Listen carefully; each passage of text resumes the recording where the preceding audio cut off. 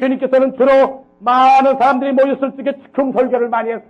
농사 짓는 사람들이 많이 왔을 때는 알아듣기 쉽도록 밭이나 씨앗을 뿌리는 비유로다가 그들에게 설명을 했고, 어부들이 많이 왔을 적에는 고기 잡는 데 대한 비유로다가 모든 걸 많이 했어요. 그러므로 주님의 설교는 대강 보면 비유로 다 많이 했어요. 왜 그러냐면 여호와의 깊은 원리를 직접적으로 전하면 목재 닿는 거로 세상의 일을 설명을 해주다 알지 못하는 인생들에게 하늘의 깊은 원리를 바로 얘기를 주면 알 길이 없는 거로 그들에게 비유로 설명하는 것. 그런 거로 선지자는 이것을 내다보고 하나님의 아들이 이 땅에 오시면 설교하실 적에 비유로 설교해야 될 것을 이미 시편에 기록을 해놓은 것. 그들에게 계속하여 비유로 설명하는 거로 사랑하는 제자들까지도 주의 설교를 들을 적에 하늘의 깊은 원리가 아닌 세상의 모든 것을 설명하는 거로 그네들이 속으로 느낄 적에 하나님의 아들이 이 땅에 오신 것이 곧 육적인 모든 요건을 가지고 오신 줄로만 생각했던 것. 그런 거로 제자들도 1년이 지나도록 주의 말씀을 듣고 배웠다 하는 것이 고닥해야 자기들이 세상에서 주를 따라가지고 호화호식하고 권세를 잡으면 아주 평화로운 또한 호화로운 생활을 하는 이러한 세상적인 조건이 좋아지는 이러한 정도로 계산을 많이 가졌던 거로 제자들 간에도 서로 주님이 이두해지면은 그 주님 밑에서 나는 우등성이요 나는 좌등성이요 영의 것을 바라보지 않고 육의 것을 바라보는 그러한 상태가 되어진 것. 그러나 주님은 그 모든 걸 아시지만 때가 되기까지는 그걸 갈라놓지 않기 위하여 모든 걸 참고 시간이 지난 것. 세월이 지나는 가운데에 시간이 흐르고 흐를수록 주님의 입에서 나오는 말씀이 전과 같지 않고 도수가 달라지는 걸 많은 사람들이 느꼈어요. 처음에는 가난한 자와 불쌍한 자들에게 해당한 귀한 말씀인 거로 너나 할 것 없이 은혜가 뭔지도 모르고 하나님의 아들이었던 아니었던 예수가 무슨 존재였던 자기들에게 아름다운 말이 들릴 적에는 너나 할 것 없이 주를 지지한 것. 시간이 흐를수록 자기들이 이해하지 못하는 말씀이 주의 입에서 나오니 전과 같지 않고 말씀 자체가 자기들의 마음에 안 맞는다. 보일 때는 하늘의 얘기만 찔질하고 이상하다. 도저히 이해하지도 못하고 알지도 못하는 얘기만 자꾸 하기 시작한다. 나는 그 설교 재미없어도 못 듣겠다. 시간이 흐르는 동안에 그네들은 술술술 떨어지기 시작한다. 모든 기사와 이득을 바라보고 모든 병 고치는 걸 바라보고 황홀하게 자기들이 눈물을 흘려면서 해결하는 광경을 바라봤던 사람들이지만 자기 마음과 비위에 맞지 않는 설교가 나오기 시작하니 그때부터는 얼굴을 찡그리기 시작하는 사람이 하나둘 생기기 시작한다. 이것을 주님이 모르실 리가 없다. 그러나 껍데기로 따르는 인생들을 9만 명을 내가 모아놓는 것보다도 한두 사람이라도 내 심정을 알고 한두 사람이라도 하나님의 말씀 가운데에 쓰는 자를 만들자 하는 작정을 하기 시작한 것이 설교식이 시작한 지 2년 6개월부터 시작됩니다. 다시 말해서 당신이 십자가의 처형당을 앞으로 몇 개월을 앞두면서 본격적인 설교가 나오기 시작합니다. 주님은 많은 사람에게 수만 가지의 위대한 말씀을 많이 했습니다. 흔히들 생각할 적에 소금이 짠맛을 입은 무엇으로 짜게 하리요? 무화과 나무의 비유를 배워라. 너희는 세상의 빛이다. 너희는 세상의 소금이다. 이웃 형제끼리 싸우지 말아라. 부모를 공경하라. 뭐 어쩌고 저쩌고 이 율법에 관한 것을 쫙 나열을 많이 하십니다. 그 모든 것은 다 가외의 말씀입니다. 핵심적인 말씀이 아닙니다. 그러나 주님이 이제 핵심적인 말씀을 할 때가 왔다는 것을 느낍니다. 주님께서 이제 성전에서 많은 사람을 가르치시고 나올 적에 이 성이 돌 위에 돌 하나 남지 않고 전부 없어질 날이 있다. 제자들끼리 모입니다. 그 말씀이 무슨 뜻입니까? 그 예루살렘 성이 부서지는 때가 언젠지를 우리들에게 좀 알려줄 수 없겠습니까? 그 돌이 돌 하나 남지 않는 환란이 일어난다면 그 환란을 제자들도 안 겪게 돼요? 겪게 돼요? 이게 중요한 거예요. 겪게 되니까 질문을 하는 거예요. 그런 거로 예루살렘 돌 위에 돌 하나 남지 않고 멸망을 받는 일이 언제 있습니까? 하고 질문한 것이 한 가지고, 그 다음에 주 강림하실 때는 어떻습니까? 하고 질문이 몇 가지예요? 두 가지. 그 다음에 이 세상 끝에는 어떤 일이 있습니까? 하고 질문이 또 몇 가지예요? 세 가지죠? 이 세 가지 질문에 대해서 어떻게 답변을 하셨는가? 이걸 아셔야 돼요. 이 마태복음 24장의 말씀은 요한계시록을 뗄 자가 아니면 이거 못되게 돼 있어요. 다니엘서 마태복음 24장 요한계시록 연결돼 있어요. 이 세 가지 질문에 대한 답변이 먼저 예루살렘에 관한 답변을 주시는 거예요. 그 광경만 제가 읽었는데, 유태에 사는 백성들은 산으로 도망가며, 그러면 민가에서 살던 사람들이 산으로 도망가라는 건 조용한 거예요? 난리 나는 거예요?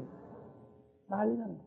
지붕 위에 있는 자는 집 안에 있는 물건을 가지러 내려가지 말며, 지붕에 있는 사람이 집 안에 있는 물건을 가지러 들어가지 말라는 건 그 모든 환란이 아주 서서히 일어나는 건 시급하다는 얘기예요. 급했다 이거야. 밭에 있는 자는 겉옷을 가지러 뒤로 돌이키지 말라.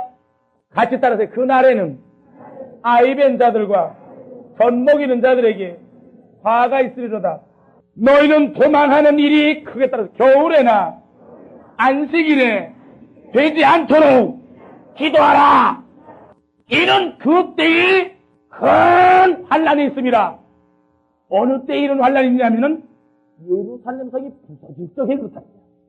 이 날들을 감하지 아니할 것이면 모든 육체가 구원을 얻지 못할 것이나, 그러나 택하신 자들을 위하여 그 날들을 감하십니다. 자, 그러면 택하신 자들이 누구예요? 지금 누굴 따르고 있는 자들이에요? 주님을 따르고 있는 자들이에요. 주님을 따르고 있는 자들이 어디 살고 있어요?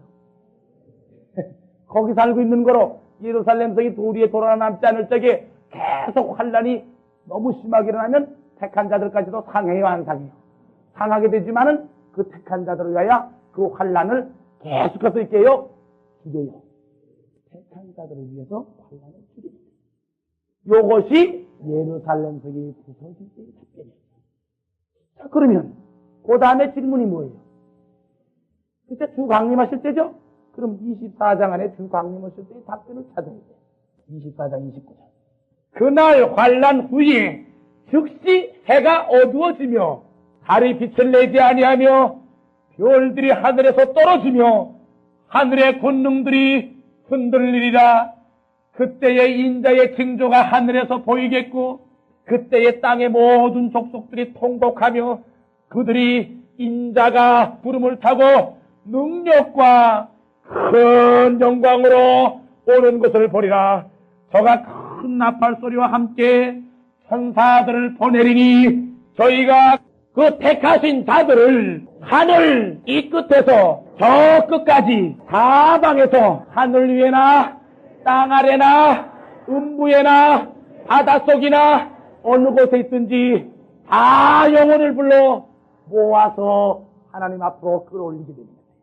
그럼 아까 예루살렘 성이 부서질 때의 환란하고 주님이 강림 오실 때의 환란이 같아요, 천지차이에요.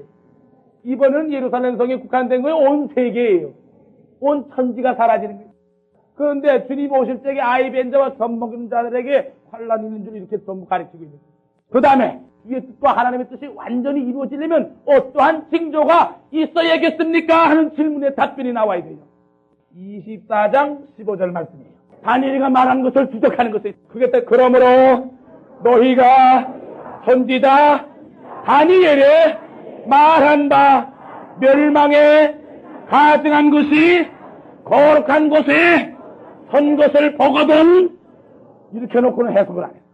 읽는 자는 깨달으려면 깨달아봐라. 주님이 그렇게 하셨어요. 그게 따라 읽으세요. 그날과 그때는 아무도 모르나니 하늘의 천사들도 아들도 모르고 오직 아버지만 아시나니라. 그러면 세 가지 질문 중에 마지막 답변은 당신이 아신다고 그랬어요? 아버지만 아신다고 그랬어요? 아버지만 아시는 거로 감춰둔 거로 다니엘에도 질문을 할 적에 내가 알 바다 그랬어요? 알 바 아니라 그랬어요? 언제까지 봉하라? 마지막 때까지 봉하라 하는 걸 말씀한 것.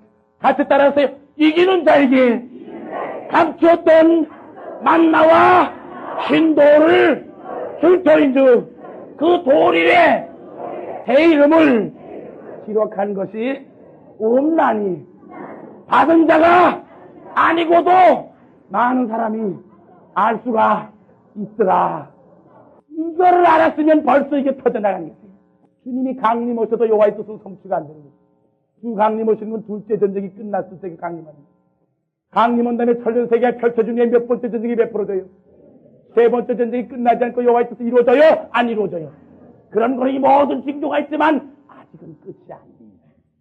지금까지 많은 사람들은 주 강림 오시는 거로 하나님의 뜻은 다 끝나는 걸로 배웠던 것.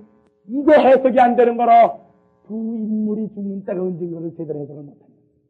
그럼 여기 그날이라는 멸망에 가증한 물건을 세우는 그때를 인자도 천사도 모르는데 누구만 아신다?